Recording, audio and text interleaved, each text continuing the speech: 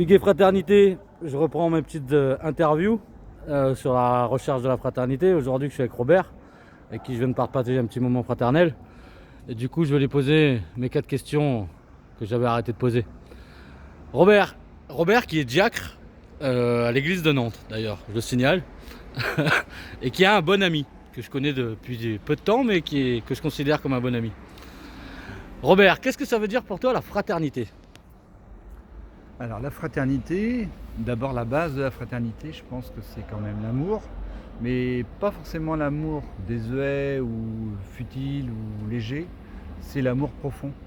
Le fait de considérer l'autre comme un frère, dans le sens, non pas quelqu'un de pareil que soi, mais quelqu'un avec qui on va pouvoir rencontrer, partager et du coup découvrir et aimer un peu de ce qu'il aime, un peu de ce qu'il est, un peu de ce qu'il veut vivre et peut-être partager y compris les douleurs et les souffrances de cette personne, pas forcément pour les prendre avec soi, mais de faire un bout de chemin avec pour aller un peu plus loin et puis peut-être de se permettre de soi d'être debout, de se tenir debout, de se redresser, enfin voilà, quelque chose de l'ordre d'une rencontre profonde.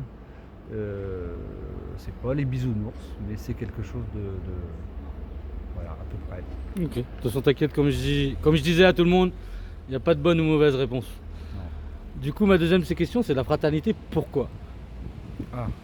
Alors la fraternité, pour moi, elle a du sens que si les choses changent pour soi-même, pour l'autre, pour les autres, et surtout pour le monde, parce que je crois beaucoup que, par exemple, comme ces jours-ci, j'aime bien le slogan qui est sur ces masques de soignants, qui dit pas de justice sans paix, ou pas de paix sans justice, ça dépend, il y en a qui l'écrivent.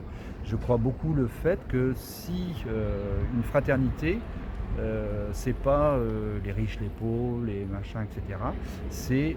Alors on n'est pas égaux, j'aime pas trop cette idée qu'une fraternité d'égalité très fictive. Par contre, on peut être égal ou égaux sur le terrain de l'amour et du respect, et qu'après, on essaye d'avancer ensemble pour que le monde, justement, soit plus fraternel. Ok. Ma troisième question regroupe 3 questions en même temps, c'est la fraternité où, quand, comment. Toutes mes questions tournent au même sujet. Alors d'abord, la fraternité, je trouve qu'elle est tout le temps. Pour moi, elle n'est pas tout le temps parce que en fait, on est quelquefois fatigué d'un voyage humain, d'un voyage du quotidien. Il y a beaucoup de choses qui viennent nous encombrer pour nous empêcher peut-être d'être vraiment ouverts à cette fraternité. Mais dès qu'on peut, dans une rencontre impromptue, comme celle par exemple qu'on vient vivre tout à l'heure, tous les deux, je pense qu'on vit de l'ordre de la fraternité. Et on rencontre des gens que l'on ne connaît pas, il y a quelque chose qui se passe qui est de l'ordre de la fraternité.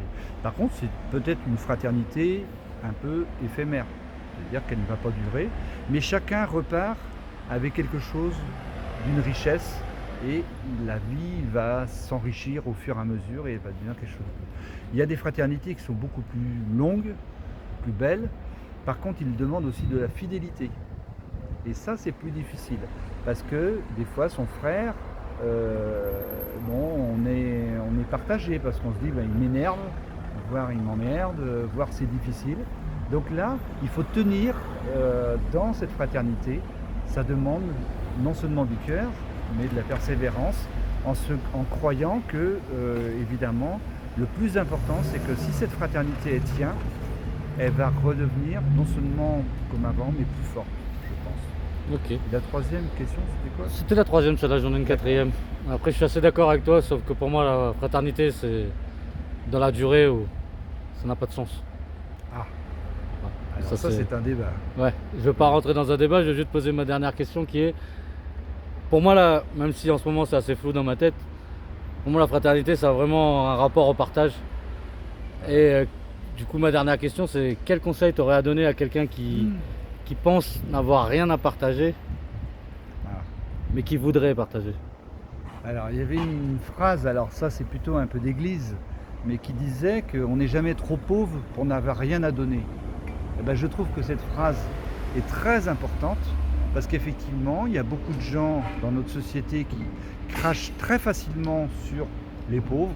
Qu'est-ce que c'est qu'un pauvre d'abord? Et que tu t'aperçois que quand tu rencontres les fameux pauvres, soi-disant, ils sont très riches. Ils ont des choses à te partager qui confondent. Donc, du coup, le partage peut toujours être tout le temps. Parce que le riche qui croit qu'il a suffisamment, il s'aperçoit qu'un jour, il est fragile et il a besoin de quelqu'un qui est à côté. Et, voilà. Et cette base-là fait que cette fraternité, elle n'est pas quelque chose, les frères doivent être peut-être égaux dans le sens où il n'y a pas quelqu'un qui domine l'autre. Voilà, c'est ça.